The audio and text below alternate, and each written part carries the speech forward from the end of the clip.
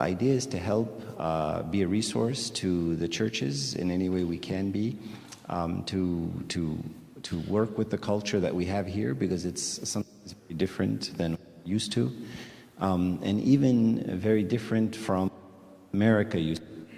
When I grew up, it was different than it is now. It's constantly changing and constantly evolving, and so the idea is to help in any way with that kind of change. The group is called Rediscover I Am. That's kind of the name. I'll tell you very quickly some of the ministries. And the ministry that we're working on today is called I Am the Cornerstone. So these are the great I Ams of Jesus. He said all of these things.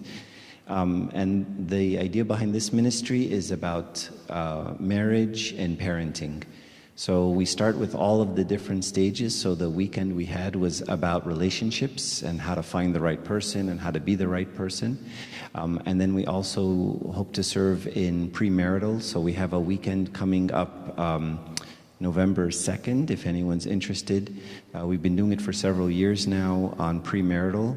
And then we want to have parenting retreats. And last week we had, 2 weeks ago, we had a parent day, and we're also going to have a parent day here October 5th. So on October 5th here, we're going to have but it's for the whole diocese, so anybody can come. Again, the idea is to help, how to be a parent here in the United States. And so this is what this ministry is about. We want to have another ministry called I Am the Vine, which is about discipleship, and it's for the youth. Another one is called I Am the Truth, and it's about sexuality.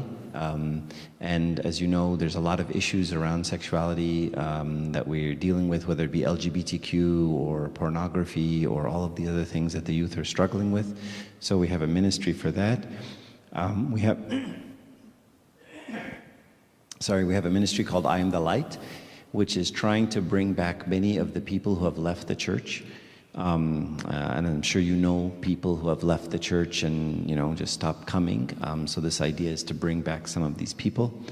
I Am the Good Shepherd is a ministry that is to be a support for the servants and the clergy in any way we can, to be a resource for them in dealing with the culture and some of the difficulties in serving here in the United States. And then finally, the I Am the Word is the social media ministry. We're on Instagram, and there's a website. I'll show you the website in a second. If you'd like to go see the website, you can. And there we want to push out content for the youth and content for the parents, so that they can, stuff that's spiritual and edifying and good for them. So anyway, this is the organization that's pulled together this talk.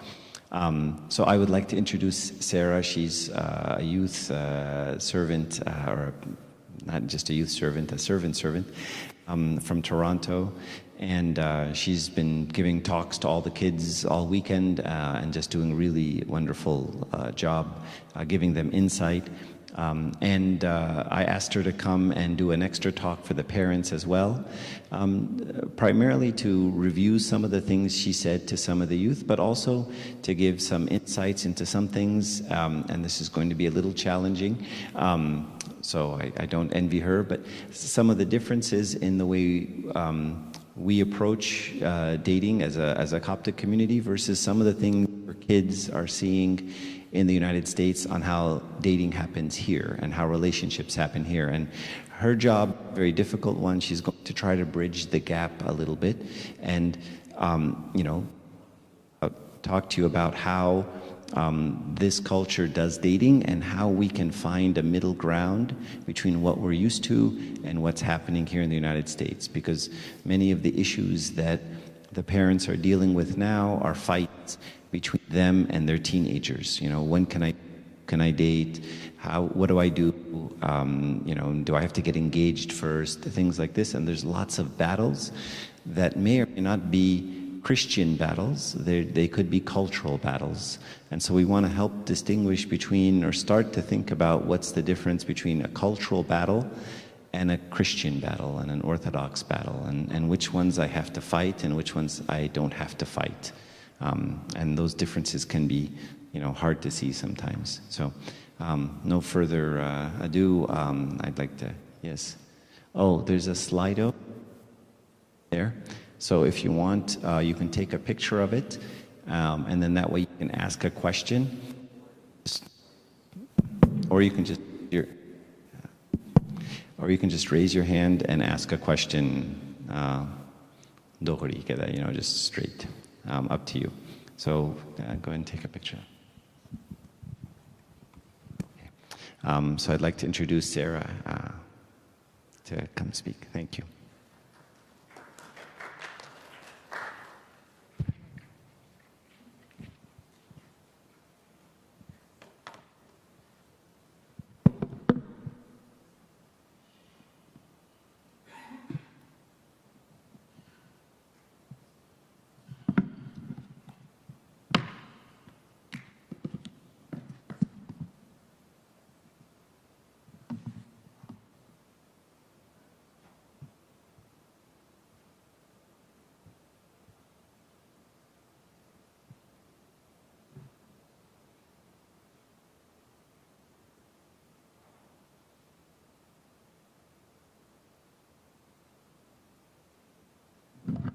Okay.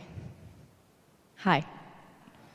I'm going to start off by saying that this was the one that I really struggled with a lot, okay? And it started when I was telling my sister that Marchie's making me do this, okay? And she said, "Wow, you're going to talk to a room of mom and dad." And I thought, yeah, way to frame it that way, okay? So I'm going to try my best, okay? And I want to transparently tell you, okay, that I really want to hear from you. I really do. And please don't feel oh, we're not gonna, please just put your hand up. Let's talk about it. Let's hash it out, because I have a lot to learn from you, okay? I have 3 kids at home, but my 3 kids are very young. Okay? My 3 kids are 7, 5, and 3. And you guys have all walked through things that I haven't even started yet. Okay? So I have a lot of questions for you, okay? And I have a lot of things that I want to ask you personally as somebody whose kids are very young, okay? So I would really love this to be something that we both talk about together, because parenting, it's tough, okay? So please, let's keep this a back and forth. So today, we're going to go through a very quick introduction into who I am and why I'm zero qualified to be talking to you. That's a reflection of Marchie, okay? We're going to talk about, what are the goals that we have for our kids, and then the whole concept of dating, and then I'm hoping that we have enough time to go back and forth, okay? So, very, very quick introduction, okay? This is my family, okay?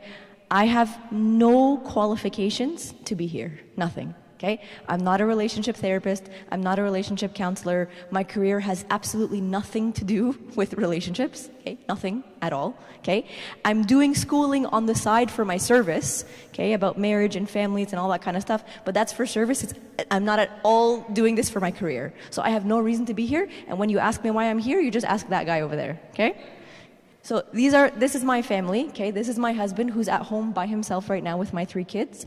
My eldest, Millie, is 7, Toby is 5, and Madeline is 3, okay? So transparently, I probably have more questions for you than answers, because as you can see, my kids are quite young, okay? So before we get started, how many people in this room have kids that are in elementary school or younger?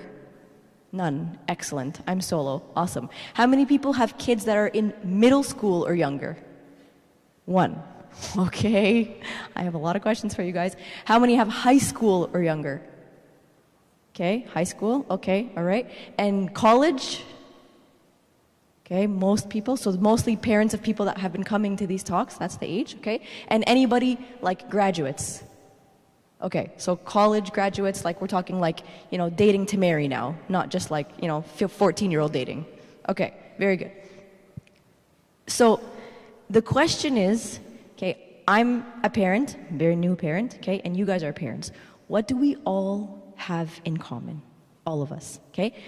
There are some clear differences between me and you guys, okay? I was born and raised in Canada, born and raised. I can understand Arabic just fine. if I speak it, you laugh. Okay? So I usually pull it out only when I'm trying to make a joke. Okay? I'll tell you a funny story. Okay?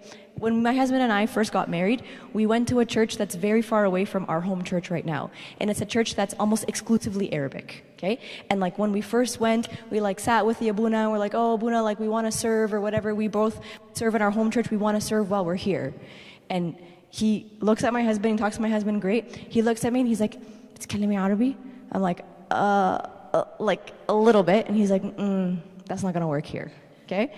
And so later, okay, it was around the time that I think the Pope was being ordained. Okay? Like whatever, 10 years ago or whatever it is, 11 years ago. Okay? And Abuna's in the congregation and he's making an announcement for like who gets to go and like get a ticket or something, I think, to go to like the Pope's ordination something. I don't know. It was like a lottery, okay? So he's in the announcements and he's telling people like kullu yuruh يقدم tuba, I think, okay? So I came out of the announcements, I looked at my husband, I'm like, was Abuna talking about, no, sorry, he didn't say tuba. He said ora. We're gonna do ora, like a lottery system or something, right? So then I came and I was telling my husband after, because in that church, like boys sit on this side, girls sit on this side. So I'm telling my husband after, and he's like, hey, did you understand those announcements? And I'm like, yeah, like they're talking about the Pope and who's gonna go, and Abuna's gonna go and pray on the forehead of the people that are going. And I was like, what? I'm like, yeah, he said like ora, like your forehead. And he's like, no! But I don't know what's the right word. What's the right word? Is ora the right word? Lottery. So, but what's forehead? Maybe. So, yes. So this is like when they ask me, can you give this talk in Arabic? You don't want me to give it in Arabic. It's not going to make sense, okay? It's not going to make sense. So there are some very clear differences between me and you. One of them being that I was born and raised in Canada, okay? One of them being that my like culture is very different than yours. Very. 100%. And my parents sound a lot like you guys, okay? And that's why when my sister said you're gonna stand there and talk to a bunch of mom and dads, yes, okay? I am the generation that your kids are. Okay, born and raised, but my mom doesn't speak English, if that helps you. Yeah, okay? But what is the one thing that unites everybody in the room and me and you? The one thing that we have in common is that we all want the best for our kids. That even if how I try looks different from how you try, our motivation is the same. Everybody wants what's best for our kids. Everybody wants them to be in a healthy relationship that helps them walk closer to God. That's what we want. How we do that might look different based on how I'm raised, how you're raised, your culture, my age, your age, what society looks like now and what society looked like when you guys were growing up. But the outcome and the desire of our hearts is the same. It's the same. And that's the common ground across the board. The question is, how do we navigate this? Okay? Transparently, I'm mostly asking, okay? Because my kids are young, okay? And I look at the way the world is changing and I'm scared, okay? And I know that fear does not make good decisions. Fear does not make good decisions. But I am scared. I'm scared for the future of I have 2 daughters and a son, okay? I'm scared for the future of my daughters. I am scared for what the world is gonna look like by the time they get to where your kids are. And I'm scared that I'm gonna do it all wrong, okay? So how do we navigate this? I don't really know, but we're gonna try and figure it out together, okay? Okay, so let's work backwards, okay? Let's start with the end goal. What is the end goal? Oh, it didn't switch, sorry. Okay, so what is the end goal? So we're talking about dating, okay? Or not dating, or whatever, okay? When we talk about this whole idea of relationships, okay, what is the end goal? We want our kids to be happy, to be healthy, and to walk with God. That's what we want. So we want to set them up for a relationship or a marriage that is a path to salvation, that points to God, that tells the truth about who God is. That's what we want, right? We want this relationship to help them become closer to God and not further away, not hurt their journey with God. That's the end goal, okay? What's the path to helping them get there? The first thing is understanding, like, what kind of marriage do we want them to have, okay? Because sometimes when you ask parents, okay, and when I was younger, before I got married and all that kind of stuff, you ask parents, you know, what do you see for me in the future? What kind of marriage do you see? They answer with questions like stability and financial security and all that's great. But we as parents are the foundation for what they're looking for in a marriage.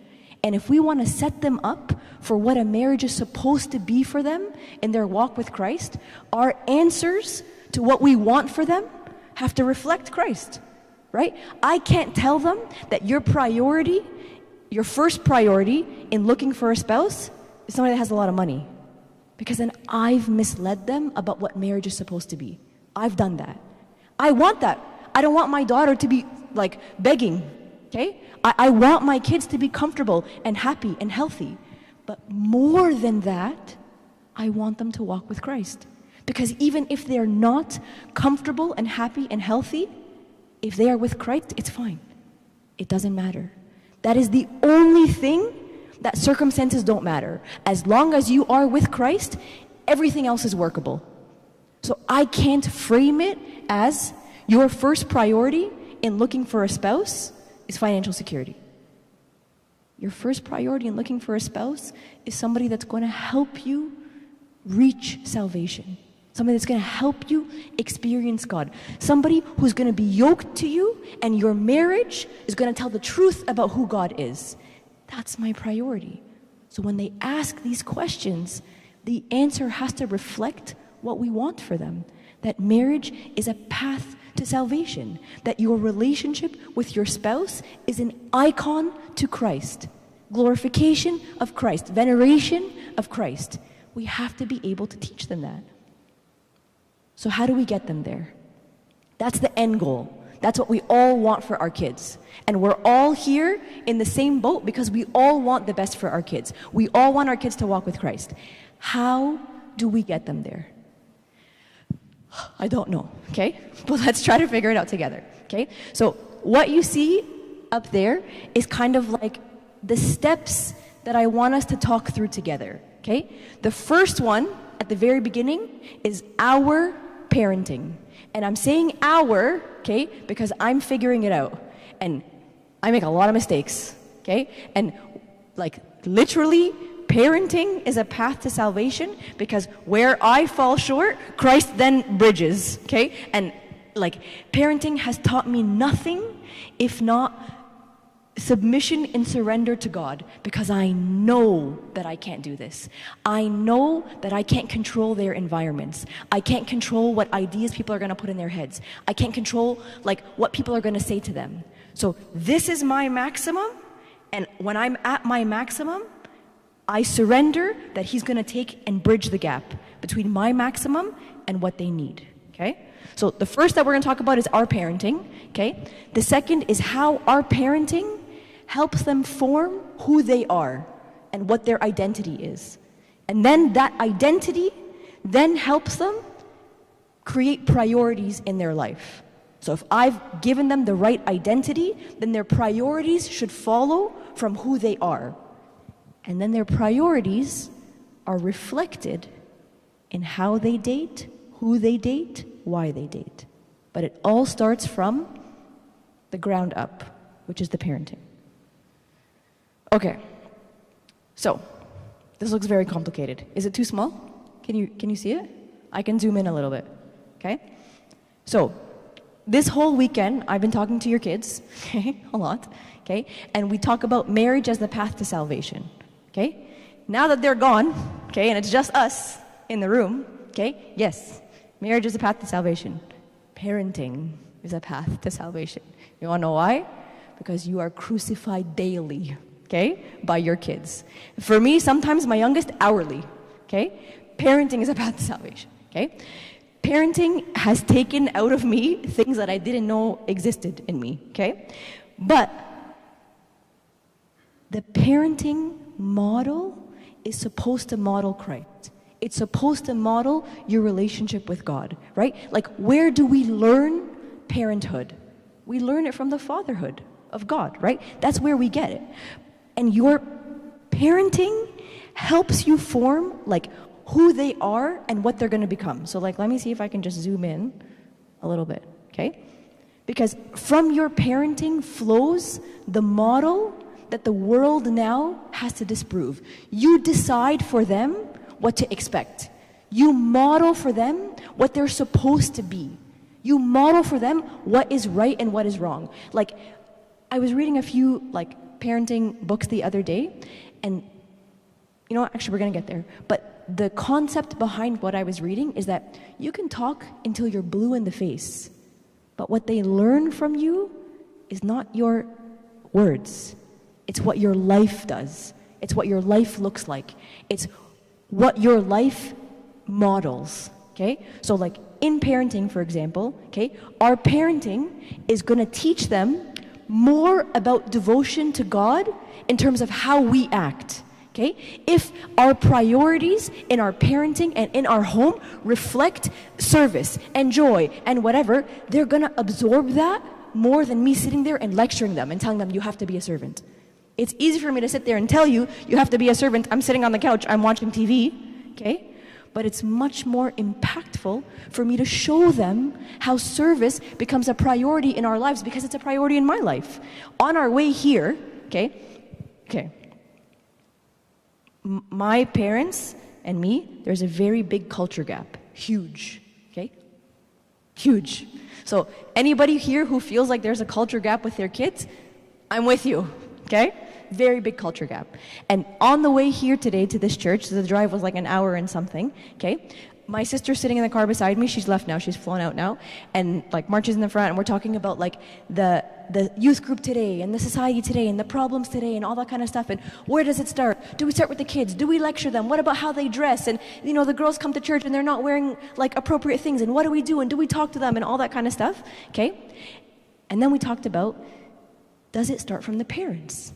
Because you model the parents. And I said, no, I don't. My sister looks at me like, what do you mean? I'm like, no, I don't. Like, me and mom and dad couldn't be any different. We are the most different. We are opposite ends of the spectrum. And she sat there and she pulled out example after example.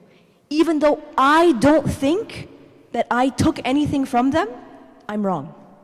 And she pointed out, your service, that was dad. Because dad's service was unmissable. And your whatever, that was mom. Because, and your, And she started drawing parallels that frankly made me a little bit uncomfortable, but I had never seen before.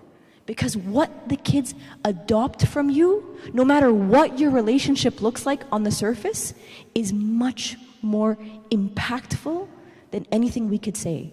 So we have to make sure that we are modeling what we want them to be. If I want them to be devoted to God, I have to be modeling that in my life. Okay? If I want them to be led by God, I have to model that in my life. What does that look like? Okay? Do you pray with your kids, with your spouse, by yourself at every crossroads? Do my kids see me at home, alone, in my quiet time with God, to know that this is something that they're supposed to be modeling? Do my kids see me struggling over a decision, struggling over what to say, and pause to pray? Do they see that? Because I can tell them that, but it means less than if they see that in action.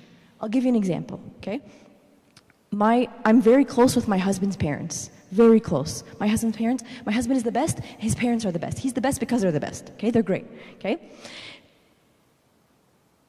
8 years ago, okay, I have 3 children that live with me, okay? I have 4 children. I have 1 son who died, okay? It was a very, up and down, it was a whirlwind, okay? He lived for almost a week, before he died in the hospital, okay? So he was born, and we found out that, like, he's not gonna make it, and all that kind of stuff. It was very dramatic.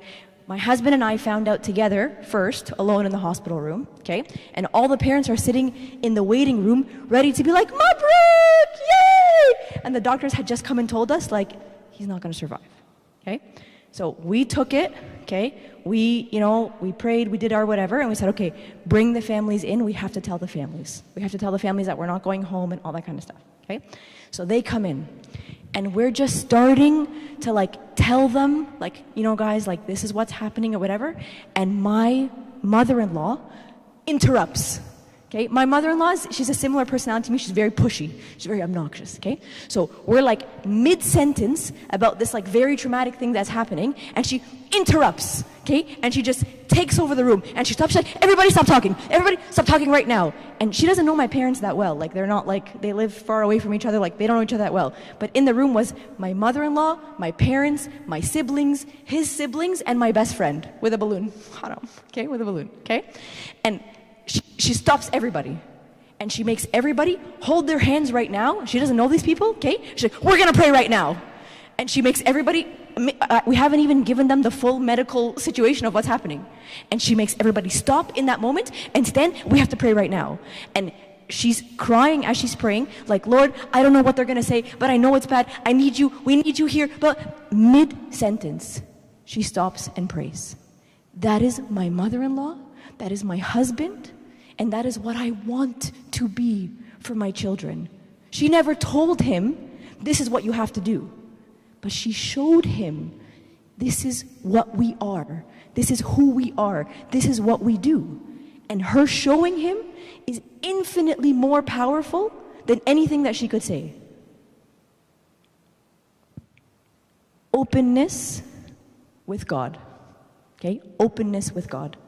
This is something for me, okay, that was a struggle growing up, okay? This idea that you can bring anything to him.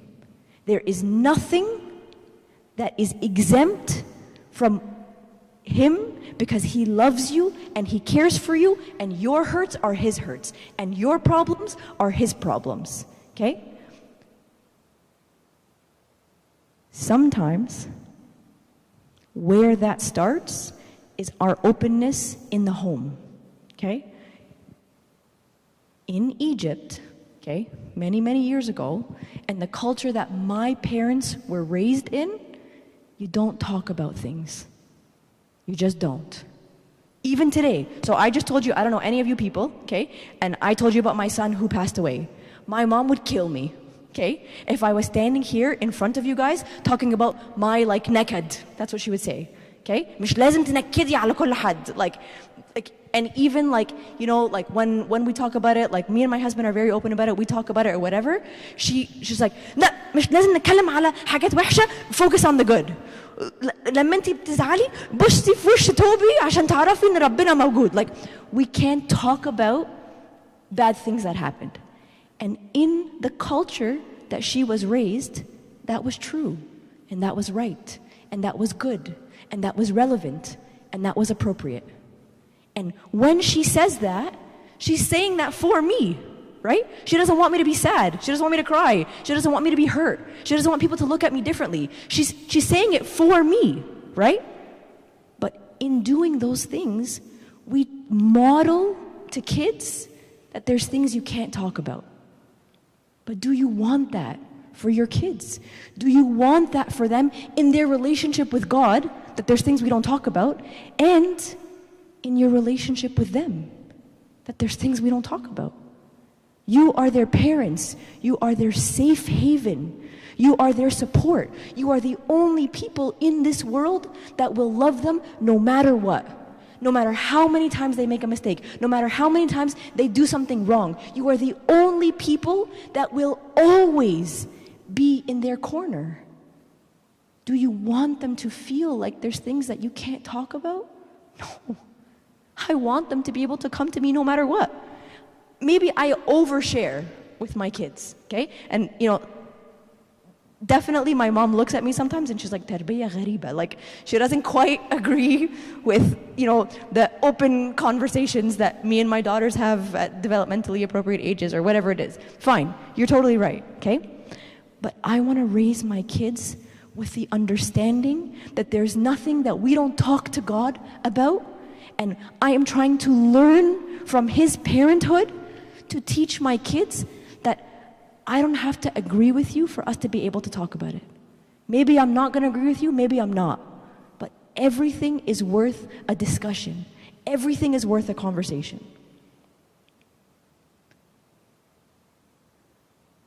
Sacrifice. Okay? This is a tough one. Okay? Can I be open with you guys, transparent? You don't know me, I'm going home in 2 days, so it doesn't really matter. Okay? I came from like an upbringing where we were tight. We were very tight for money, okay? Now, I'm in a position that's more stable than the way I grew up, okay? So, for me, one of the things that I have to tell myself is I want to give the kids everything. I want them to have everything. I want them to be comfortable. I want them to be happy. I want them to be healthy. I want to give them everything I can. But I have to be careful that in my parenting, I'm telling them the truth and I'm teaching them the truth about the life of sacrifice that we're called to, right? We are called to be able to sacrifice. In marriage, we're called to be able to sacrifice for the sake of our spouse. In parenting is all sacrifice. It's only sacrifice, okay? We are called to be able to sacrifice. In church, okay? My kids can't tithe. They have no money. But they can tithe with their efforts, with their time, with their service. It's not a money thing, okay? It's you're offering your first fruits to God, whatever that is. Their first fruits right now are time, beautiful. Service, beautiful. But I have to be careful that I'm modeling that for them, that I'm teaching them not just about a life of comfort, but a life of sacrifice. And I can set them up with money and cars, and every time I go to the store, you get whatever you want and all that stuff, and tell them, oh, but you have to lead a life of sacrifice. What does that mean? If they don't even know what a life of sacrifice looks like, that's on me. I have to model that for them.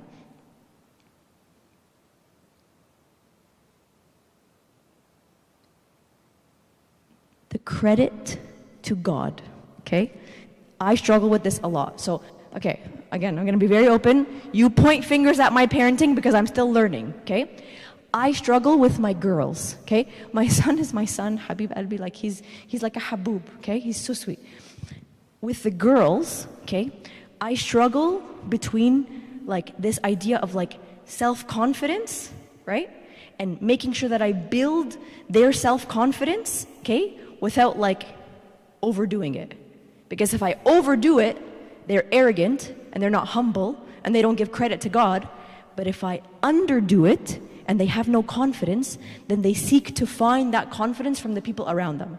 And I've been serving for a long time and I've seen both sides, okay? So I struggle with this whole like, what's the balance, okay? What I think the balance is, and you guys tell me because maybe I have it wrong, okay, is I am what I am by the grace of God. Strengths and flaws. When I was growing up, okay, the culture in Egypt is it's not good for you to tell you the things that you're doing right because I'm going to make you arrogant. What's good for you is to point at all the things you're doing wrong to fix you, to help you, to make you grow. Okay? Sure, that was right. But I also have to be able to teach my kids, my daughters, that I am what I am by the grace of God. And humility is not making myself garbage. That's not humility. Because I'm the daughter of a king. I am loved. I am valued. And the strengths that I have because He gave me. And who I am is because I was modeled after Him. And that doesn't mean that I go to the world and I'm garbage. It means that I am what I am by the grace of God. I'm okay with the things that I do wrong and the flaws and the areas that I have to grow in. And I'm okay with the strengths because He gave them to me. He made me this way. And when I'm complimented, when I am good at something, it's not, no, don't talk about that. It's, Habibti, you are good because God made you that way. I thank God that He gave you these strengths because I am what I am by the grace of God. And in doing this, we teach them not to be not confident, but to be confident in Him. To be confident in who He made them to be. Yes, you are good at this because God made you that way. How can we use what God gave you for His glory? Yes, you're bad at this, okay? How can we work on this? But it can't just be one or the other, because then we don't give them like a complete picture of I am what I am by the grace of God. We don't teach them humility. We don't teach them confidence. We don't teach them that we're made in His image. We are made in His image, strengths. We have shortcomings, great. His strength is made perfect in my weakness. I am what I am by the grace of God.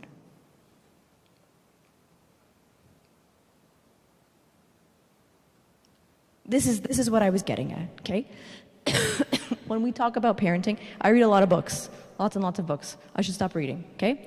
Your greatest message will be spoken by your life, not your lips. I'm not saying don't talk to your kids about stuff like this. Actually, I'm saying the opposite. Talk about everything, okay? But the biggest impact that you will have on them is the life that you model, is the life that you lead, because they are learning that from you even if they don't realize it. And today, I'm 36 years old. I have 3 children at home. And today, I learned more about what I absorbed from my parents than I have ever thought about. I'm 36 years old. And it took my sister, who's 8 years younger, to point this out to me. They will absorb more from what you model than anything that we say. So we have to be able to do it in tongue, yes, but in deed and in truth, through our actions. I don't know what the Arabic version of that verse is. So that's a lot of pressure, okay? That's a lot of pressure. To model a life that we want them to be, I feel the pressure, okay? I especially feel it like because my kids are so young, and this is a long journey that I have ahead of me, hopefully, please, God willing, okay? But I know that I am a flawed individual. I know that I am. And I know that I can't be everything all the time because I make mistakes and I mess up. But where I lack, He bridges the gap, right? Where I fall short, He bridges the gap. And that's why parenting is part of the path to salvation, because we can't do this without Him. We can't, okay? And He is the only reason that they turn out okay. Not because we did everything right, but because we came to Him and He made things well. He made things whole. He made things right. But we have to be able to model that. And we have to be able to try. Because from that parenting, we then form their identity. Okay? So, what's the Arabic word for identity, folks? What is it? Shakhsiyya. Yes. Yes. Shakhsiyya. That's a good one. Okay? From your parenting, they form who they are, okay? I'll give you an example. We're going through a situation with my daughter. You guys are gonna laugh because your kids are older, okay? But this is a very big deal in my house, okay? My daughter is 7, my oldest daughter is 7, Millie, okay? Millie is one of those kids that's very affected by the opinions of people around her. It matters. It matters what her friends are doing and what her friends are thinking. And if she's the only one who's not doing something, it matters, okay? And so my worry for Millie is that even though she knows what's right, because she's so desperate to be part of the crowd and to fit in, she's gonna let go of what she knows is right to fit in with her friends, okay? And we have one friend who is my cross. This little girl and her mom is my cross, okay? This is a spiritual trial sent to me from God to refine me, il-bintati. She's driving me nuts, okay? And she has a lot of, she's allowed to do a lot more than my daughter is allowed to do. Let's leave it there, okay? Huh? 7 years, exactly. This child is 7 years old. This is not appropriate, but it's fine. It's fine, okay? It's fine. I literally asked my husband, should we move schools? Maybe we should move schools. He's like, Inti Magnuna, we're not moving schools because of a 7-year-old. Anyways, so I struggle with this whole idea of, like, if I tell her, you can't be friends with this girl, okay, is that gonna work? Probably not. And you guys have all probably tried it and you're telling me it's not gonna work. I'm happy to know that that's true. Thank you. Okay? It's not gonna work. So I'm trying to figure out, okay, how do I teach her without forbidding her from, you can't be friends with this person because she's a bad influence on you. Okay? And she is a bad influence, 100%. Okay? My husband and I have prayed and prayed and prayed about this situation and this child and this influence and this whole idea, because this is one little girl in 2024, but this is going to be the rest of our lives here, okay? And Millie is always going to be, like, you know, invested in the opinions of other people, okay? And so what we decided to try, we're just trying it, okay? And you tell me, like, you know, if anybody's tried this and it's worked, I'm interested in seeing the future, okay? Forget the friend. Millie, let's talk about who we are, okay? Who are we? We are, and we say, like, my last name is Dave, but my husband's last name is Abdelshahid, like I took his name. So we are Abdelshahid women, that's who we are, okay? What does it mean to be Abdelshahid women, okay? We are servants. We are daughters of Christ, okay? He has given us sound mind. He has given us strength, okay?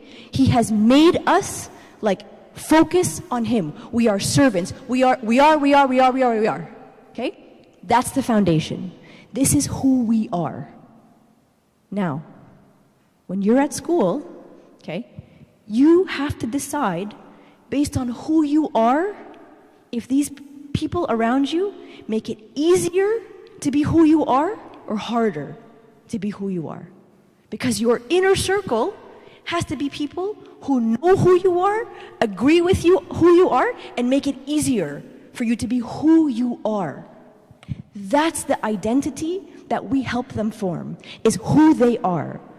Are you a pharmacist who's also a Christian, or are you a Christian first?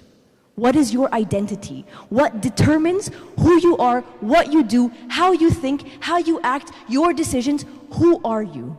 And we do that for them. We help them figure out who they are. That in their core, they're a child of God. In their core, okay, that is who they want, that is who they are, and everything flows after that. If I am a pharmacist. If I am a pharmacist, okay, and then a Christian, the pharmacist piece determines my decisions and determines my actions, because I've defined myself as that. But if I am a Christian first, who also happens to be a pharmacist, okay, everything happens in light of my identity as a Christian. So from there, we can talk about everything. Okay? That's the starting point, is who you are, and then this situation is in relation to who you are. So that works for dating, that works for friends, that everything starts with who you are. And that is what we do. Our parenting and what we've modeled and what we've shown them to be the life that we want to lead helps to form who they are. And if their identity is in Christ or if it's in something else. I don't know what the Arabic translation of this is. Help me. I don't know. Just look up the reference. I can't translate this. Okay. I just quickly want to talk about this part. Okay? Quickly, very quickly. Okay? This is something that we talk about at home a lot, because sometimes when we're raising kids, okay, we're so focused on, like, humility, right? And we sometimes, like, unintentionally teach kids, like, lack of confidence, and we call it humility, right? And I think that those are two different things. Humility and lack of confidence, that's not the same thing, okay? So at home, we talk about this this like stepwise approach. So the first thing is that because I am a child of God, because I am loved by God, because like I am made in his image and likeness of God, I receive grace. And that grace is that he accepts me. And God loves me no matter what. No matter what I do, no matter how bad I am, no matter all the mistakes that I made, God loves me. That's grace. Okay? And faith is that I believe that. Faith is that now I understand that my God is a God who loves me unconditionally. That's faith. And then, because I believe that I am valued in his eyes, because I believe that I am loved in his eyes, I can look at myself through the eyes of Christ. I can see in myself what he sees. He sees my shortcomings, but he sees my potential. Okay? He knows who I am. I am what I am by the grace of God. My strengths are by the grace of God. My mistakes, grace of God. I am what I am by the grace of God.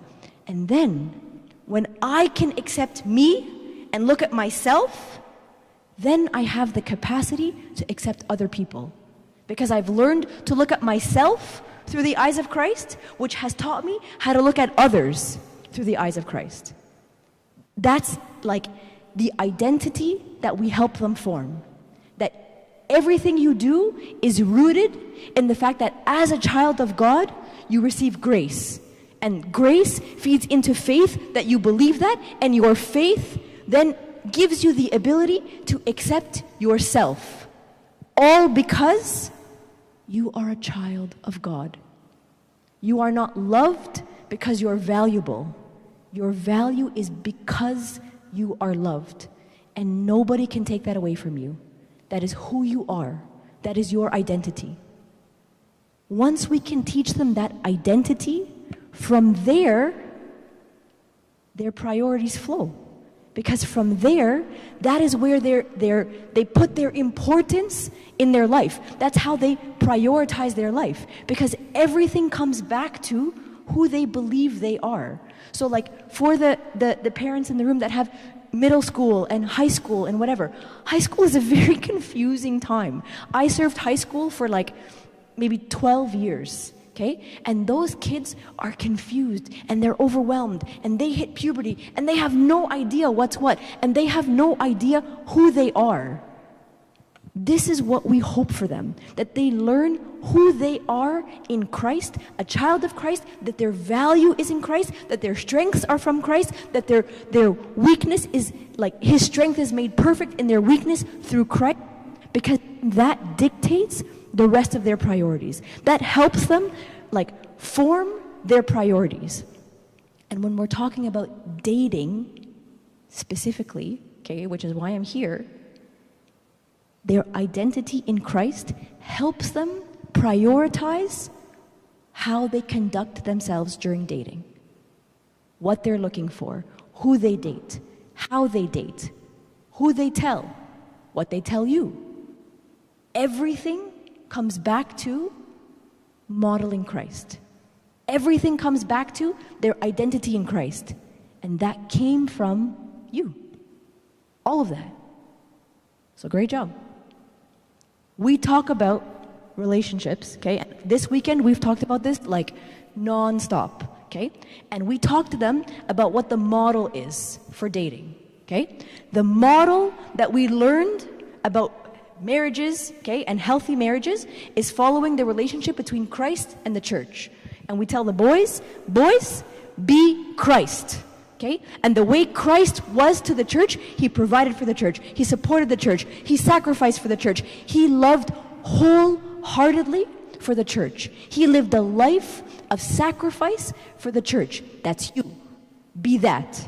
And for the girls, we tell them, be the church. Okay? The church was the hands and feet of the words of Christ. The church served. The church was a safe haven. The church is the refuge. The church is where people come when they have nowhere to go. They are the safety net. That is you, girls. That is what you're supposed to be. But we can only do this if they define themselves in their identity as identity in Christ, which that's what parents do. That's our job, right? But that identity helps them form what their priorities are. If they identify as a child of God first, then this is what they want to model, because everything flows from their identity in God. But if they identify as something else, okay, something that the world told them, then their priorities align with whatever they identify as. If they identify as a doctor first before a Christian, then their priorities are school. Nobody cares about dating, okay? If their identity is I'm beautiful, okay, then their priorities follow their identity. Their priorities are vanity and looking good and whatever it is. But if they identify as a child of Christ, even in dating, in any category, their priorities reflect who they are in Christ. So knowing who I am and where my riches lie, that's where my priorities follow. Then I use the model of Christ to dictate my priorities. I use the model that my parents created to help me form how I want to do this. Am I going to be led by him or led by Christ? Remember the first slide where it was like serving God and devotion to God and all that stuff? That model that you guys modeled for your kids, that parenting model, comes in every category. School, dating, friends, relationship, because he's not exempt from anything. So you can substitute the word dating for anything. But that model is what helps them learn how do they navigate this whole dating thing. Okay? So, now let's talk about dating. Okay? This is the really fun part, where the bullets come. Okay? This is the fun part. Okay? Let's talk about dating. And what we're actually going to talk about is talking about dating with your kids. Okay? Again, I'm going to fall back on, okay? I was raised by parents who grew up in a different culture. Okay? And my parents, personally, I'm sure you guys can appreciate that, my parents didn't date. Okay? My parents got engaged, okay, تلبيس دبل, so that they can يتعرفوا على بعض, right? That whole thing, شبكة, whatever, all that stuff, okay? So this is new for them. This is very new for them, okay? And when I was starting to date my husband, this was very difficult for them because they want what's right for me, but they've only ever seen one way. And they're scared of this culture. There's a lot of crazy things that are happening out there. There was none of this in Egypt when they were growing up. And so they're scared of this culture, and because they're scared of this culture, they cling to what they know. Do you know what I mean? And all of that is out of love. All of that is out of trying to protect me, right? But part of clinging to that culture, you cling to the culture of not talking about it. Not asking the question of why do we do what we do? Why do we believe what we believe? And is it still relevant? Is it still the right thing to do? There's no doubt that when my parents were growing up, it was the right thing to do. 100%. It was. Is it still?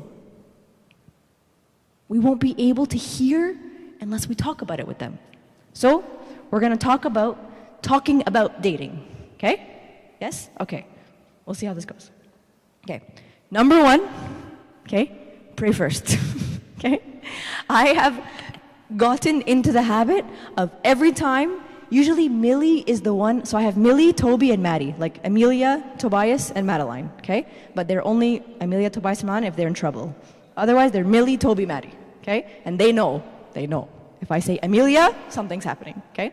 So I have Millie, Toby, and Maddie, and I have started to get into the habit, because of, I learned the hard way, that sometimes Millie comes home and she says something that we're not ready for, that she heard at school. And it's a very quick Jesus Christ, have mercy on me, a sinner. Please, God, give me the words because I have no idea what I'm going to say to this child right now, before anything, okay? This dating thing is hard. We want to be able to do this with our kids, and we want to be able to do it right. The only way we're going to be able to do it right is to first pray for the words. Okay? I'll give you an example. My daughter is 7 years old. okay?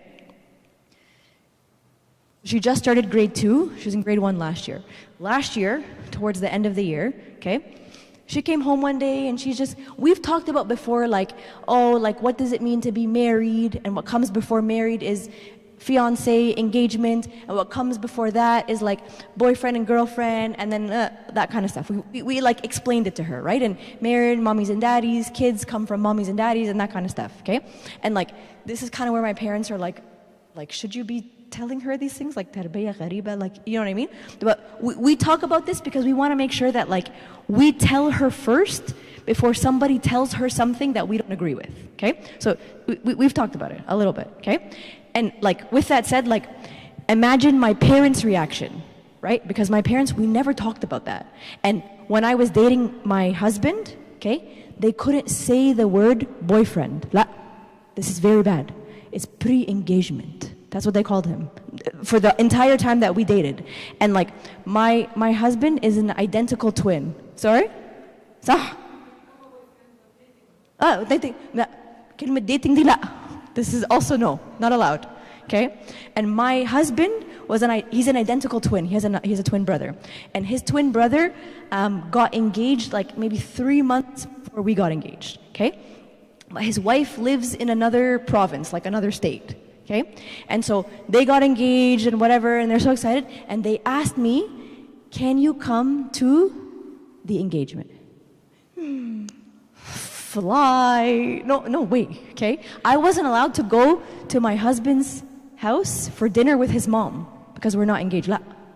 So when his mom called my mom and please, and Tamer's getting engaged and blah, blah, blah. And my mom hangs up the phone and she looks at me, huh?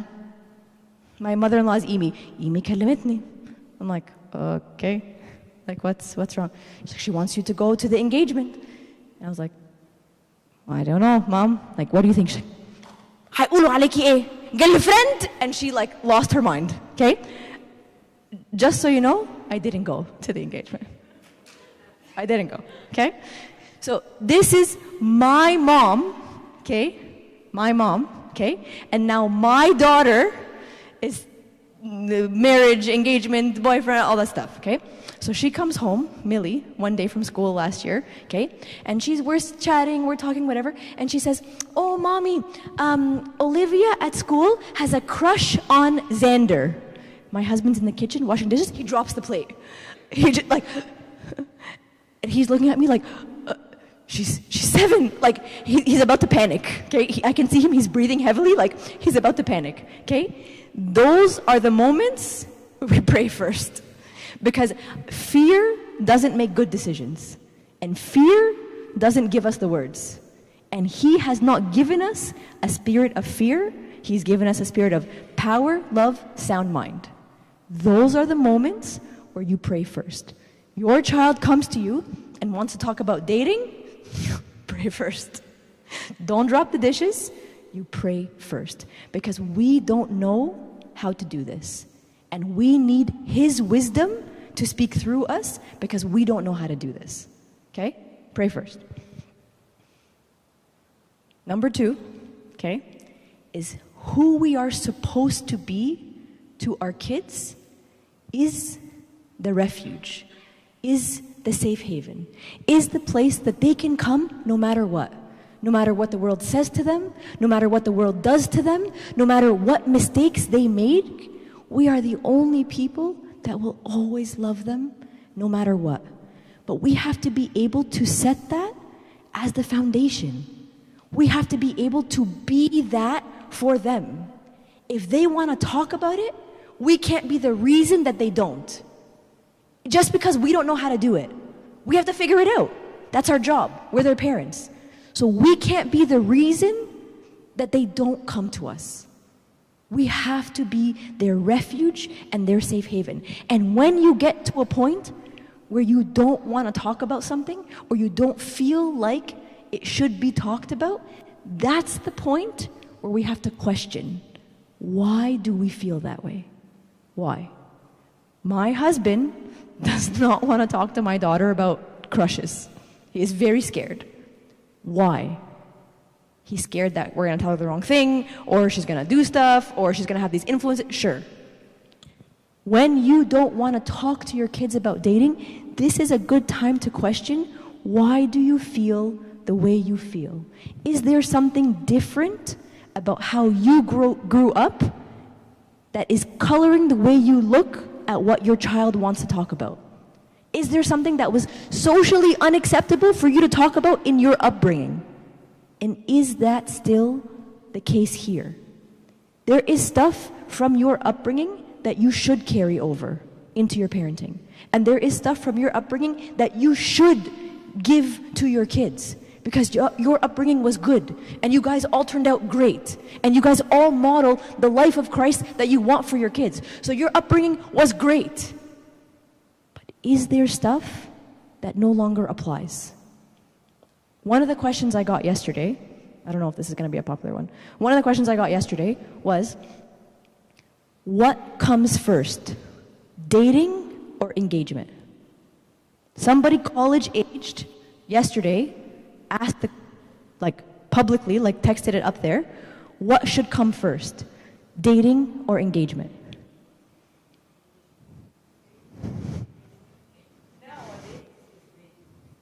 What about when you were growing up? Was engagement. What about today?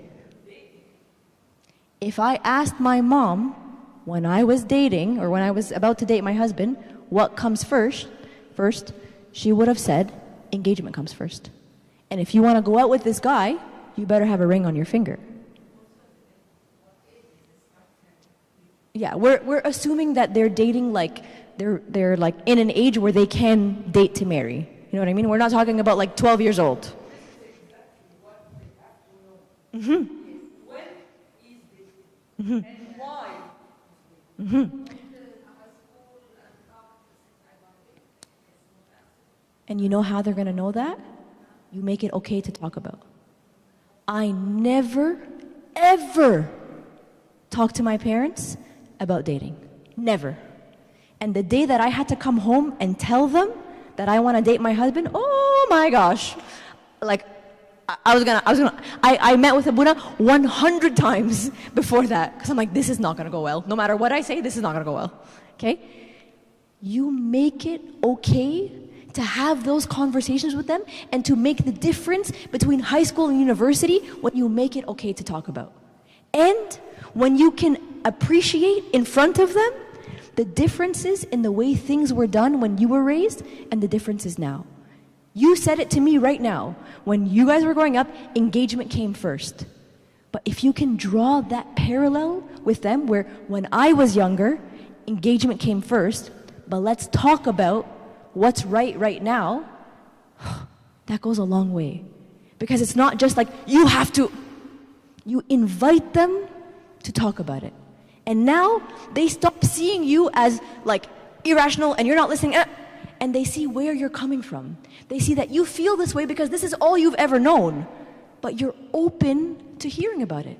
You're open to talking about it. You're open to seeing the differences between when you when you got engaged, and the way it works now.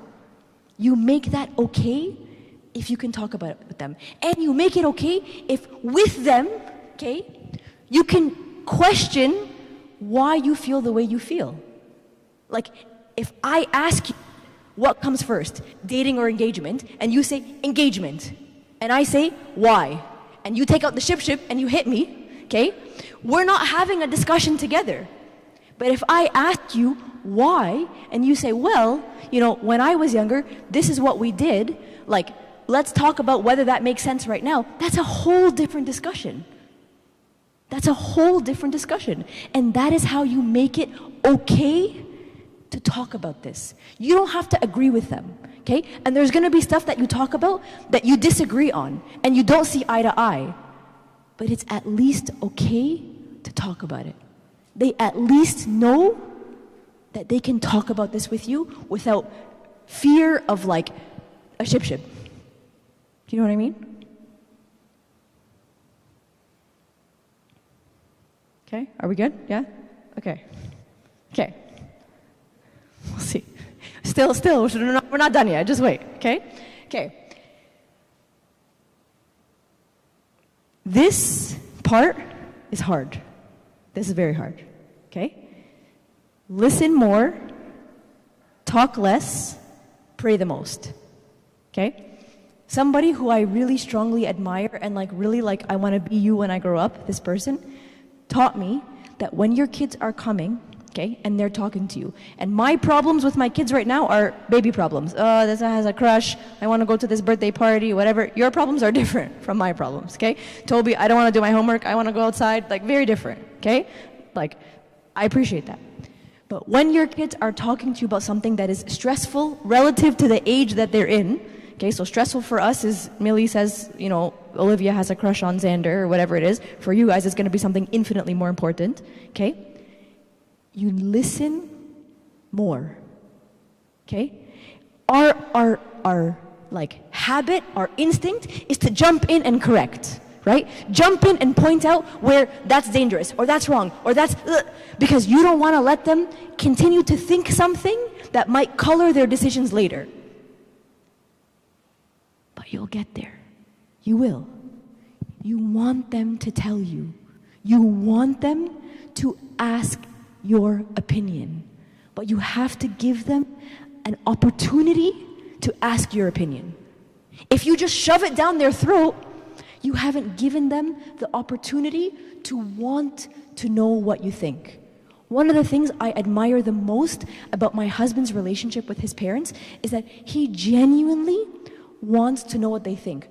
We're old. I'm 36, my husband is 42, okay? He can make his own decisions, I can make my own decisions, but we genuinely want to know what their opinion is. When I had this discussion, we had an issue with Millie and the friend that I'm praying about and whatever, I had my conversation with Millie and I called my mother-in-law. Hey, what do you think about this? I know you don't have any daughters, but let's talk it out. What do you think about this? Because I genuinely want to know what they think. But you have to give them a chance to want your opinion, to ask for your opinion, especially after a certain age. I'm looking in the crowd, and the majority of you guys have college-age kids or graduates or older, okay? They are fully formed adults, okay? They are, you know what? That acute phase is over, okay? You want them to want to know what you think. But if you don't give them a chance to ask you, you just jump right in. Listen more, okay? Talk less, even though that's our instinct. Wait for them to ask you your opinion, okay? Because then it's invited, not shoved down their throat. And through the whole conversation, pray, pray, pray, pray, pray, okay? This person that I admire so much taught me, when your kid is coming to you and it's a difficult conversation, yes, you're listening, but in your heart, you're praying, please God, give me the words. I don't know what's happening right now. This is crazy. Please Lord, I need you right now. I need you to speak through me. I need you to be the tongue. I need you to be the words that I speak. Listen more, talk less, pray throughout. Okay. Sorry.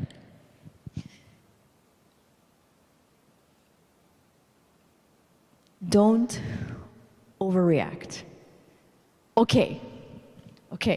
The reason I'm pausing, okay, is because I'm imagining saying this to my mom. And if I looked at my mom and I told her don't overreact, I'd get a beating right now in front of all of you people. She would come here and she'd beat me right here, okay? I know how this sounds. I know, okay? And I'm thinking about having this conversation with my mom right now, and she would say, it's not an overreaction. You're wrong, okay? And she wouldn't see it as an overreaction. She wouldn't, okay? But we are trying to communicate to them that they want to ask our opinion. They want to know what we think, because we have modeled for them what they believe to be right and what they want in life. And if before they get a sentence out, they now take 10 steps back, okay? I'll give you an example. Very superficial example, because my kids are young, okay? That situation when Millie said, oh, this person has a crush, okay? I'm sitting beside Millie and I'm like, oh yeah, okay, Millie, do you know what a crush is? We're talking about it. My husband drops the dishes, okay? If Millie thankfully she couldn't see him, if Millie was having that conversation with Daddy, okay, and Daddy, ugh, she's now learned, I can't talk to Daddy about this. I can't. Okay? I'll give you another example. My daughter loves to read. I say Millie because Millie's the first, right? So, like, all the learning comes with Millie, and hopefully the other two will be better, okay? But we make all of our mistakes on Millie, okay? Haram. She's a good girl. She's such a good girl, okay? So, Millie likes to read. She loves reading, okay? So, this world is a crazy world, okay? It's a crazy world.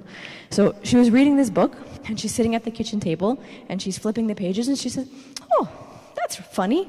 And then she turns the page. And I'm like, oh, what's funny? And she says, oh, this boy in my book has 2 moms. And she turns the page. Okay?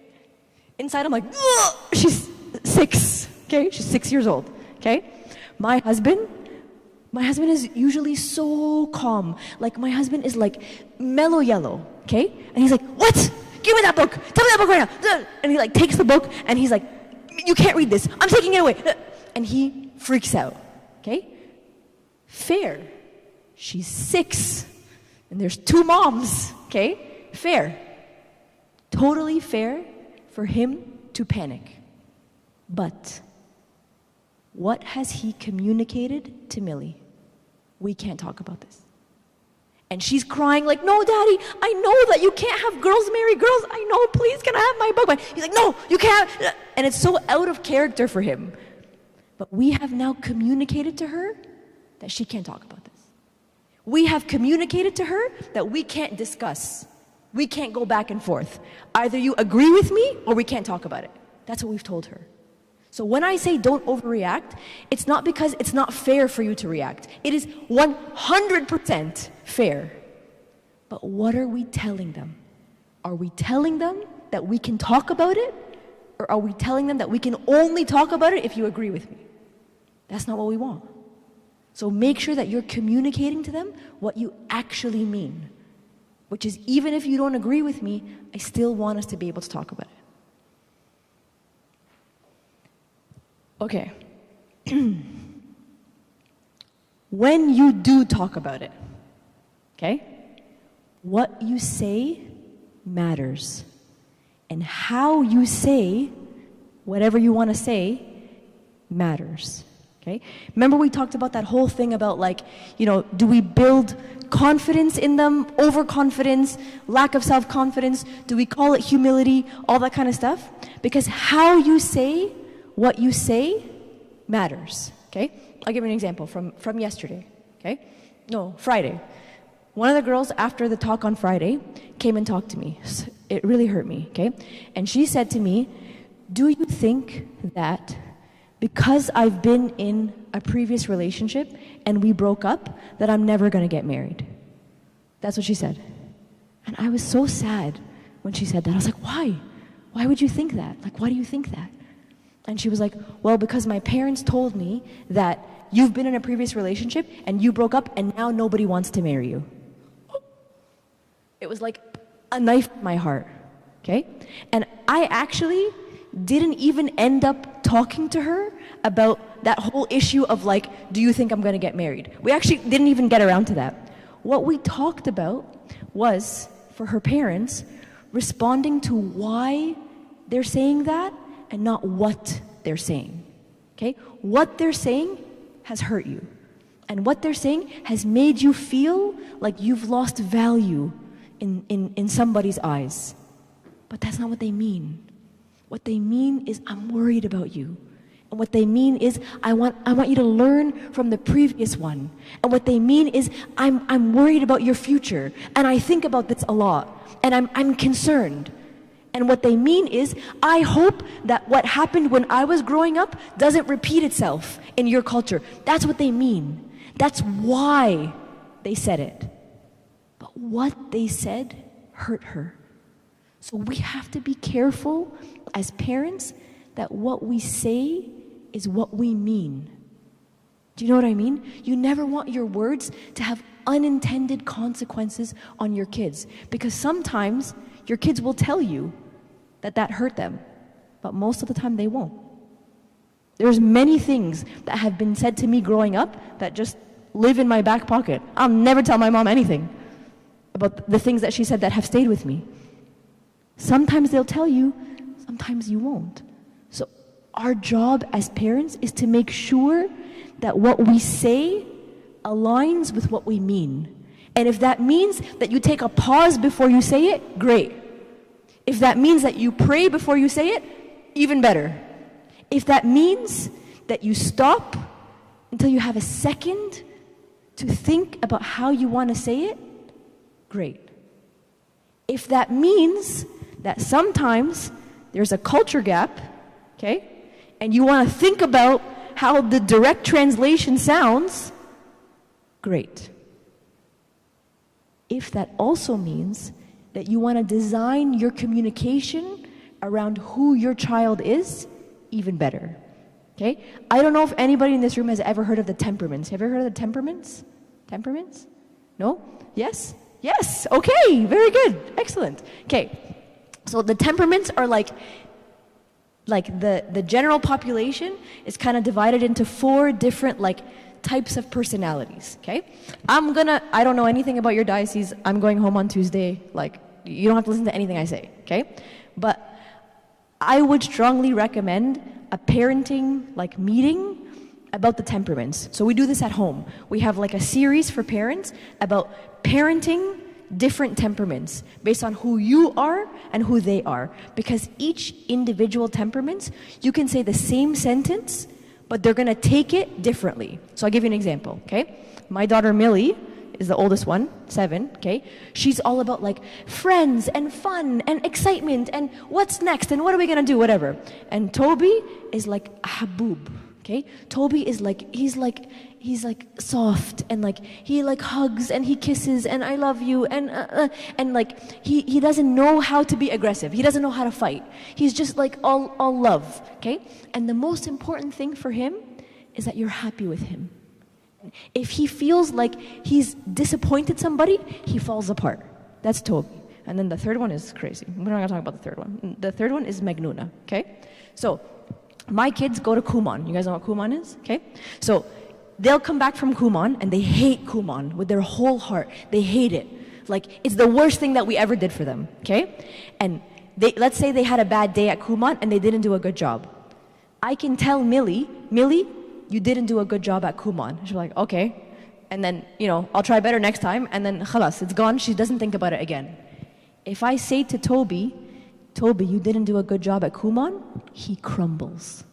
Same words, but he crumbles and cries, I want to try again. I'm going to do a good job. Give me another chance. I want to try again. Take me back. I'm going to try again. And he's only 5. He won't sleep the whole night.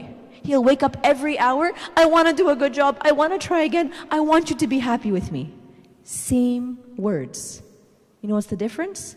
Their temperaments. And what they hear you say is different based on their temperament. So it's our responsibility to make sure that the words that we choose for our kids when we're talking about dating reflects what we mean, but also has insight into who my child is. I know that what I say is going to affect Toby differently than Millie, and Maddie doesn't listen to us anyways. Do you know what I mean? So your delivery has to be designed for impact. Part of this temperaments discussion is also responding to why they're behaving a certain way and not what they're actually doing. And part of that is being able to validate their feelings. Empathize with what they're feeling.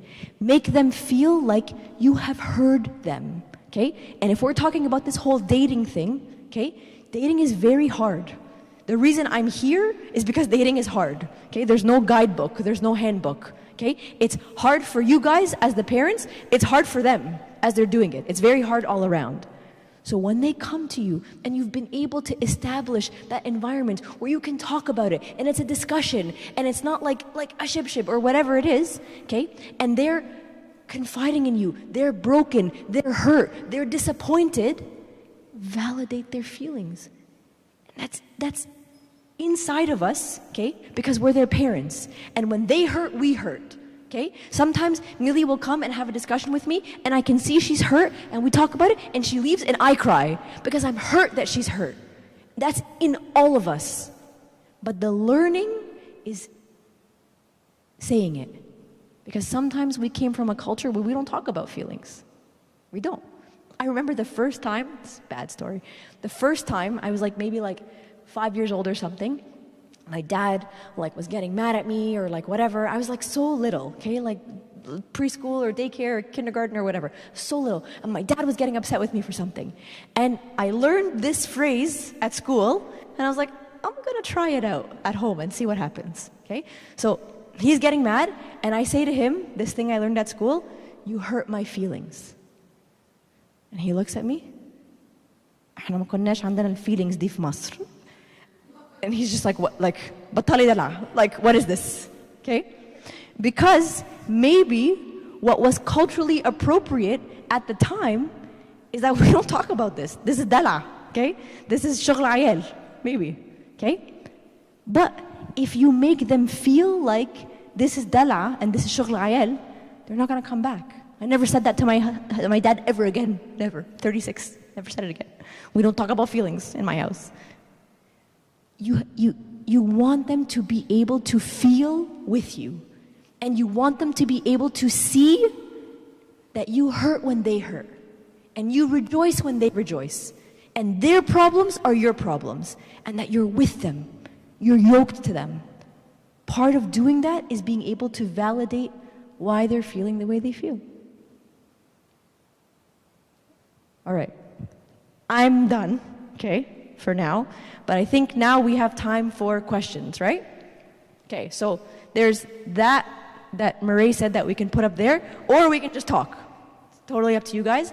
I don't promise to have any answers, okay? I might have more questions than answers, okay? But we'll see how it goes. And if it gets really juicy, over to the clergy.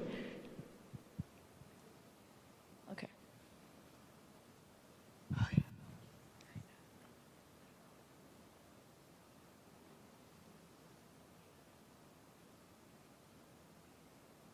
Okay, good questions. Very, very good questions. So far we got 3 really, really good ones.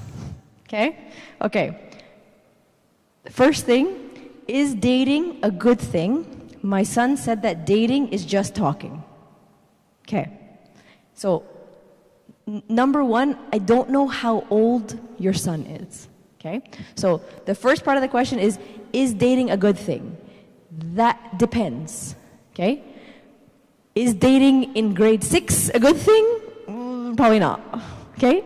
Is dating in grade 9 a good thing? Probably not. Okay? I had a guy come and talk to me over here after the last talk, and he was like, yeah, I want to date, but I still have 2 years of this, and 6 years of this, and 8 years of this. And I'm like, so do we want to date right now, or why now? If you still have another 10 years of school in front of you, is this the right time? 10 years of school from this moment. No, I mean, it's okay. But I mean from high school, from college, from residency. Yes. This is what the Yes. This is one of my questions. Yes.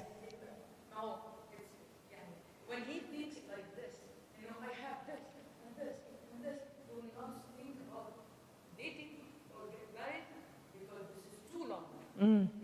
He has no money. So that's why I want to know about it. So he has nothing. He has 1 year of university and no money and no job and no career path. Are you gonna date right now? I don't know. I don't know if that's a good idea. But is dating good when you are on a path? You have a path forward. You have the capacity to date? Yes. Okay? And if you had asked my parents this question, they would say, no, dating is not good. Dating is bad. Bad things happen in dating. There's only البنات الوحشة. Okay? That's what they would have said. But we have to ask ourselves, why do we feel that way? Why do we feel that way? Yes, dating is good. You don't want your son or your daughter to end up in a marriage with somebody that they don't really know.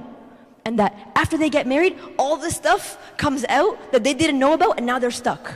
You don't want that for them. The way that they learn to assess the person in front of them is through dating. Is there a right way to date and a wrong way to date? Yes, there is a wrong way to do it. And this weekend, we talked about right way, wrong way. Do this, don't do this. But do you want them to date? I think so. I do. Because I would want my kids to know the person that they're getting into and to have made a decision based on their priorities and their identity in Christ, that this decision of this person is aligned with my identity in Christ. Not be forced into something that they don't really understand. Do you know what I mean? My son said that dating is just talking. I disagree with your son. I'm very sorry. Okay? I'm very sorry. So, if your son is in grade 7, okay, dating is probably just talking because they don't have a car and they don't have any authority and they don't have any money and they don't do anything and they don't know anything, okay? If your son is in college or older, dating is not just talking. Dating is going out. Dating is spending time together. Dating is having a conflict and talking your way through it to understand how this other person deals with conflict. Dating is going through a stressful situation and understanding how this person walks through the stress with you. I don't believe that dating is just talking. I think that dating is spending time with this person. Yes? No? Okay.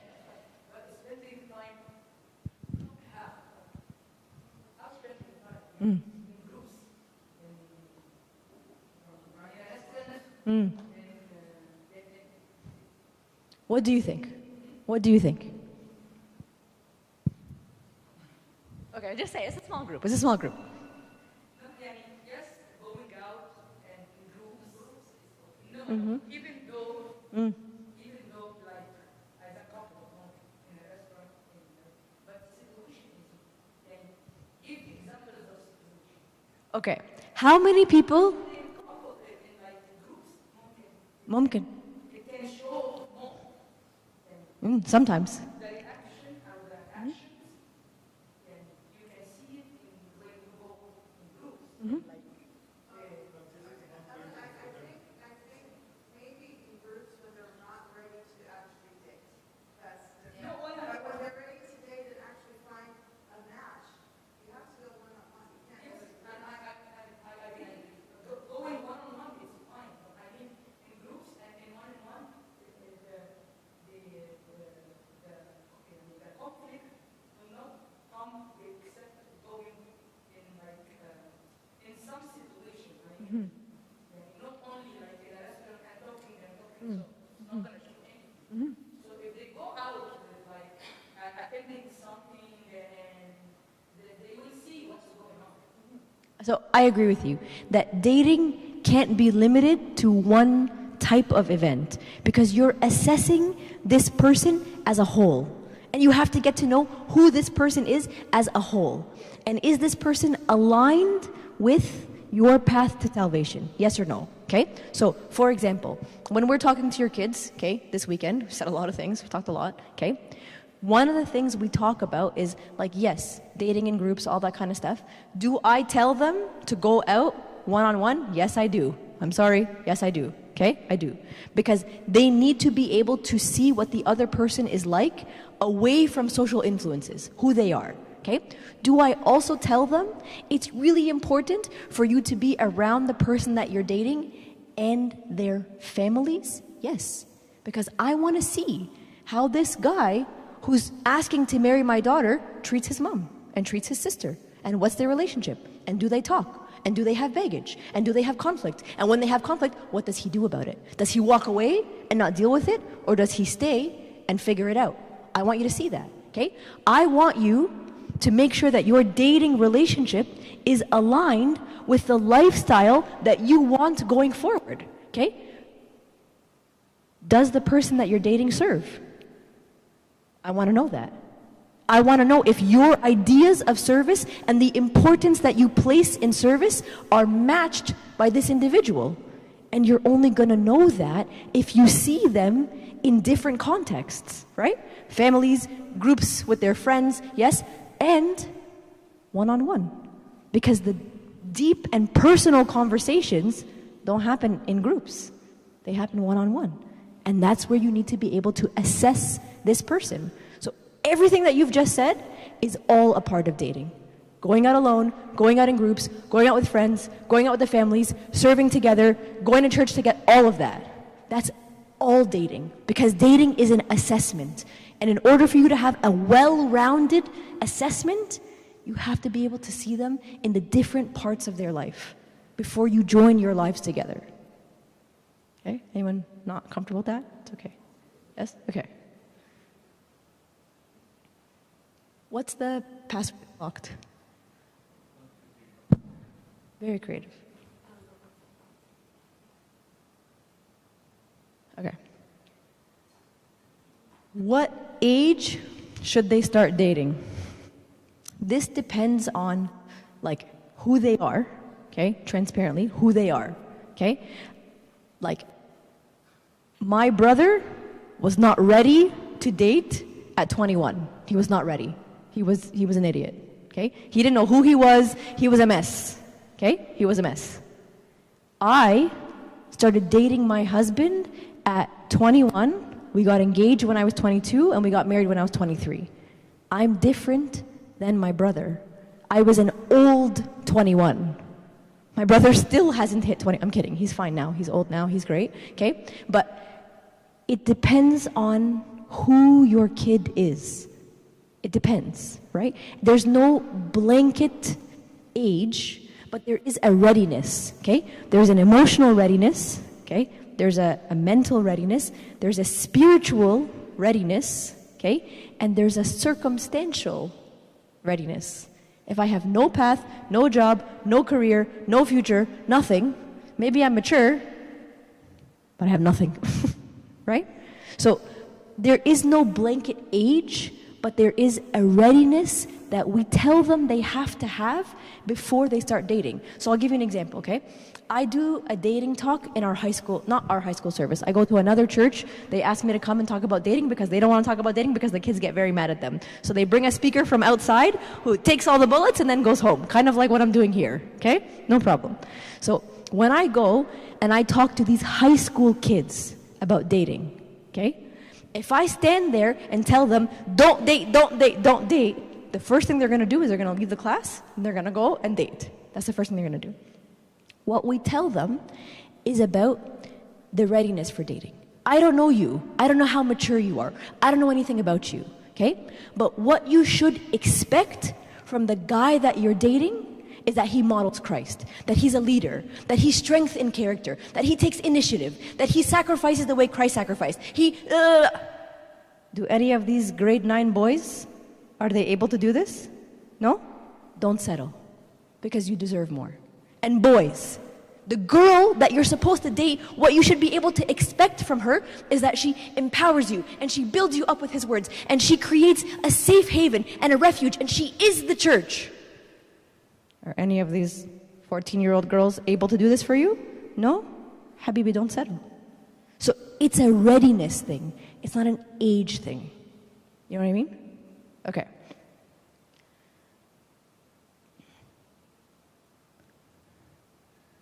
There was another one. Can you scroll this one down? I can't get this bar to get down. Because there was another one that was really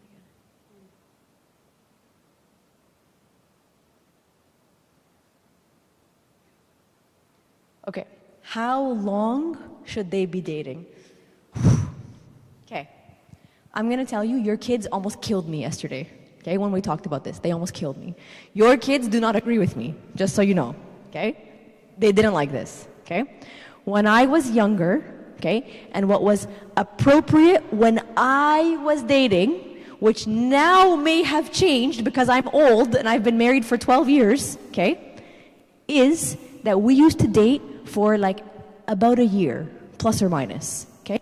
And by a year and a half, you know what you need to know, Okay, like you may not know everything because you haven't been with them for like 25 years, but you know enough to know, is this person going to be yoked to the path of salvation with you or not?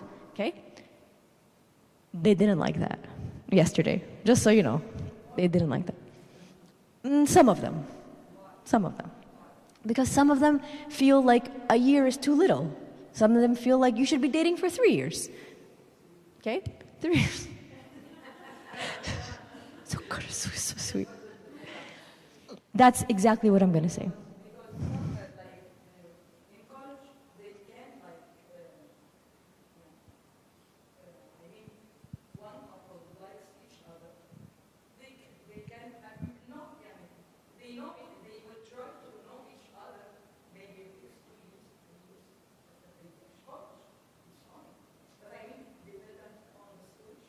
Exactly. So what I'm going to say is, as long as the way you're conducting the dating relationship is aligned with your priorities that are based on your identity in Christ, it depends on the situation.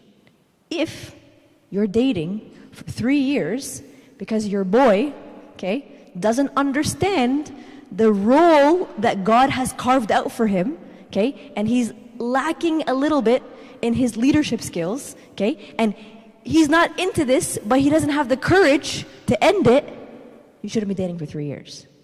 But if your dating is aligned with your priorities, which models your relationship with Christ and the priorities that flow from your identity in Christ, it depends on the situation. It depends. My sister and her husband dated for 3 years before they got married. My husband and I dated for a 1.5 years before we got engaged. My brother and his wife it was a convoluted situation. It was off and on and off and on and off and on. So there's no like blanket answer. As long as it aligns with the model of Christ. Because we often see people that take too long or are rushing to the altar or up and down because of reasons that don't align with the model that Christ has for us. So that's the foundation. As long as you're confident in that in your kids, everything else is a discussion. Sorry, locked again. What's the code? Sorry. Okay. The first 3. Why won't it scroll up?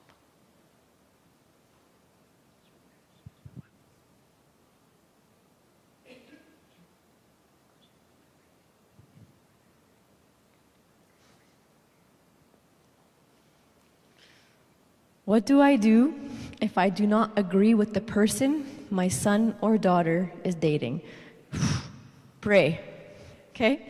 The first thing you do is pray. The first thing you do. You pray for wisdom. You pray for God to open your heart. You pray for God to speak through you. You just pray a lot. A lot. Okay? I don't know the answer to this question. But the second thing that you might want to do is ask yourself why. Why don't you agree with the person that your son or daughter is dating? Maybe you're right. I have no idea. Maybe you're right. But you have to be sure that you are right before you go and communicate this to your kid.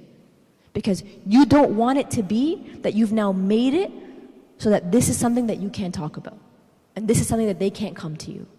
And if the reasons why you feel that this person is not right for your child are valid reasons, it's even more important for you to keep the lines of communication open. Because if there's something that you're worried about, you want them to come to you. You want them to ask you. When they're not sure, you want them to come and bring you their questions and their fears and their you want that. So I don't know what the right thing to do is because my daughter's 7, okay? But if I had to try and navigate this, it would be number 1, you pray for wisdom, for words, for discernment, for God to open your heart, for God to reveal to you. And the second thing is ask yourself why. Why? Either, okay, it's a misconception, okay? Either it's that you don't really know this person and what you've seen on the surface you don't love. but you've minimized this person to one or two characteristics that now define them, which might not be fair, or, you know, you've prioritized things in a way that might not be in line with the model of Christ. So like, for example, I had somebody come and talk to me earlier today. My parents don't like the guy that I'm dating because he can't give me the life that they gave me. AKA, he comes from a family that doesn't have a lot of money and she has lots of money. Are we prioritizing finances above marriage as a path to salvation? Don't get me wrong, it's still a consideration, okay? I don't want Millie to be begging on the street. I don't want that for her, okay? But are we prioritizing things out of order? We have to ask ourselves why, okay?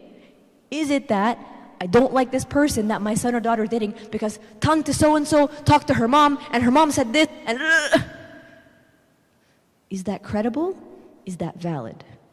Or it could be, okay, I don't like this person that my son or daughter is dating because of very valid reasons. I have seen this. I'm worried about this. This behavior is concerning. This is a red flag for me. I am concerned. Valid. What do you do about it? Is the foundation that you have set with your child a foundation of discussion or a roadblock? Are you forbidding them and you can only talk about it if they agree with you? Or is there a back and forth? That's the foundation. If there's a back and forth, you listen more, talk less, pray the most. Because you may not be able to accomplish what you want to accomplish, but he can, right? So you listen more, talk less, and pray throughout. But in order for you to be able to listen, we have to have made this something that we can talk about.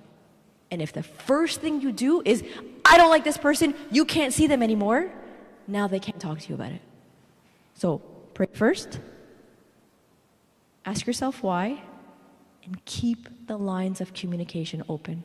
It's unreasonable for any of us to expect that the first time we tell our kids not to do something that they're going to listen right away. My 3-year-old, not even nearly as far ahead in life as your kids are, I have to tell her 20 times and she still won't listen. So there's no universe where we're going to say something and they're going to listen right away.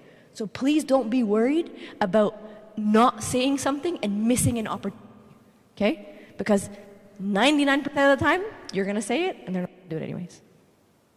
We have to keep the lines of communication open. Does that make sense? Sorry, what's the code again? 7676. We as parents may not see the potential for the relationship my daughter is having. What can we do to prevent the pain coming her way?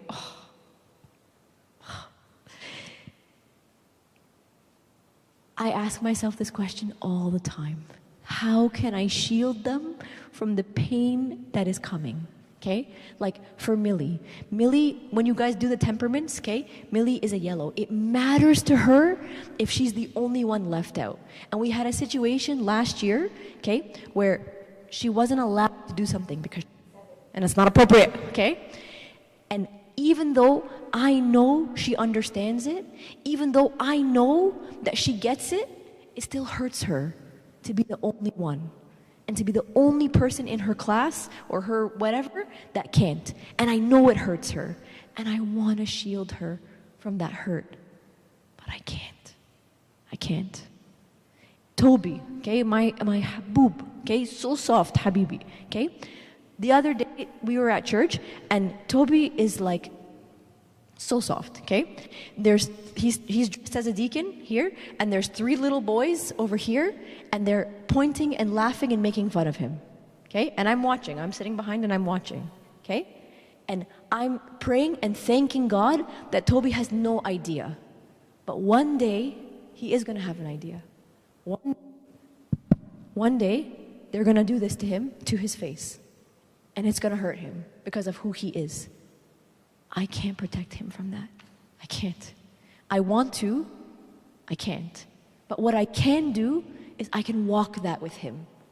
I can be there with him. I can be the safe haven that when he's hurt, he can come here and I will always have you. I can keep the lines of communication open and I can feel what he feels and I can validate how he's feeling and I can hurt with him and walk him through that. But I can't prevent it from coming. I can't. And if you try to tell your child that you should break up to prevent the hurt that I know is coming, it's probably not going to work, honestly. You can't, as much as you want to as the parent. But what you can do, which is actually more like learning for her, is to walk it with her. Because when it's over, okay, when you're right and when it's over, she will have learned so much from you about how to cope, how to navigate, how to communicate, how to take that hurt and go straight to God, how to take these difficult decisions and go straight to God. She will have learned that from you because you walked it with her. But you can't protect her from being hurt. It's going to come no matter what.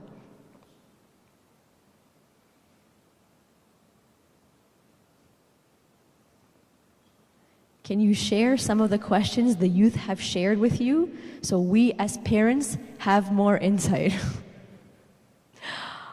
Over to you, Marchie. I don't know. I don't actually have them. You talk to Marchie about that at the end of the discussion. Make sure you call him. I'll give him your phone. I'll give you guys his phone number. Sorry? I'll put it on the screen. Ooh, this is a good one.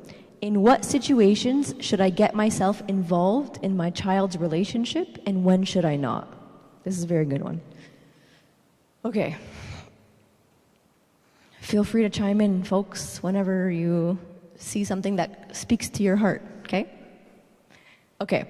We talked about this yesterday, okay? Transparently, at the sessions that we had yesterday, and how involved is too involved and how much is not involved enough. And this is a really great example of the question right before, okay? When we try to get ourselves involved in our kids' issues, okay, it's because we're trying to protect them, okay? We're trying to shield them from unnecessary hurt because we love them, okay? The problem is we don't arm them to learn to do this by themselves, okay? So I'll give you an example. That example where Toby, okay, there's kids that are standing there that are making fun of him, okay? That's happened to Millie already. Millie, again, she's the tester kid. We get all of our mistakes out in the first one, and then number 2 and 3, we've kind of figured it out, okay? And it's happened before where we're at church, and I'm watching this happen.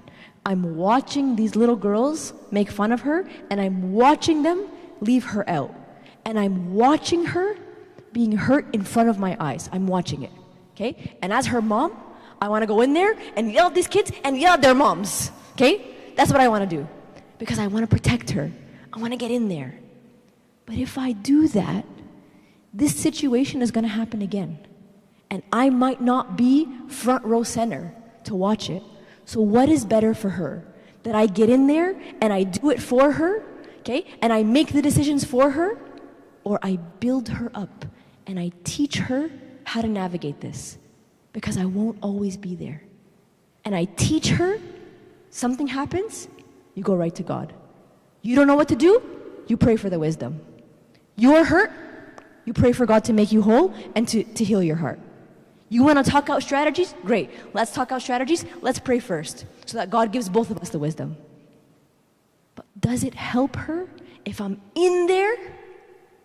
Or does it help her if I'm back here lifting her up in prayer? What helps her more?